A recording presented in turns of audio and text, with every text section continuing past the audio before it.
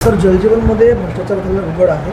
आपण कारवाईचे संकेत दिलेत, मात्र त्यांच्यावरती गुन्हे दाखल होणार आहेत का? नक्कीच आपण खूप रास्त प्रश्न विचारला आहे. भारत देशाचे लोकप्रिय पंतप्रधान नरेंद्र मोदी यांच्या ड्रीम योजनेतला जलजीवन मिशन हा योजनेचा आहे.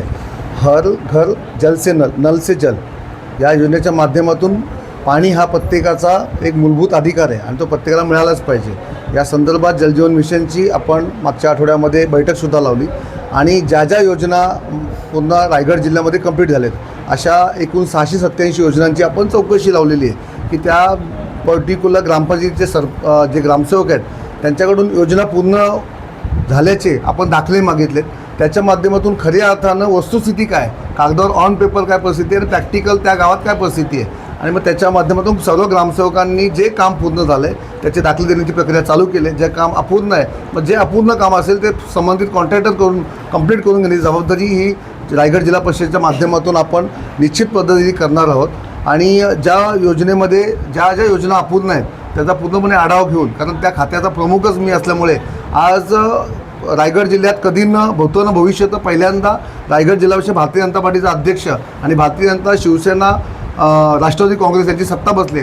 त्यामुळे आमची जबाबदारी बनते की नरेंद्र मोदी साहेबांची जी योजना आहे हर घर नल से जल ती मिळालीच पाहिजे आणि तो प्रत्येकाला मूलभूत अधिकार आहे. आणि ज्याच्या संदर्भात कोणीही काय भ्रष्टाचार करत असेल, मग त्यात आमचा अधिकारी वर्ग असेल किंवा संबंधित कॉन्ट्रॅक्टर असेल तर कोणालाही आपण सोडणार नाही. संबंधित कॉन्ट्रॅक्टरला केस करून ब्लॅकलिस्ट करून त्याच्यावर जी जी कारवाई करता येईल ती निश्चित करण्याचा आमचा 100% प्रयत्न राहील.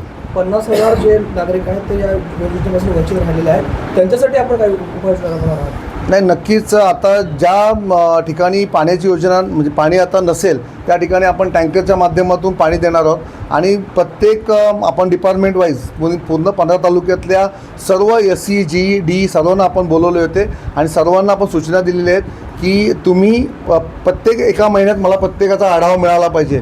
मग 30 एप्रिल 30 मे 30 जून अशा पद्धतीने या 3 महिन्यात तर आम्ही टार्गेट सेट केलेत आणि त्याच्या माध्यमातून येणाऱ्या काळात ही योजना गतिमान पद्धतीने कशी होईल त्यासाठी आपला प्रयत्न चालू आहे.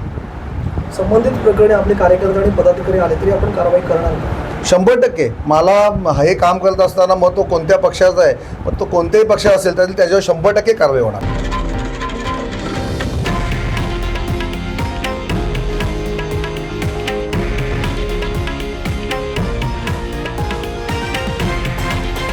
हे आहे देशातील नंबर 1 न्यूज नेटवर्क आणि आपण पाहत आहात TV9 मराठी, एकमेव.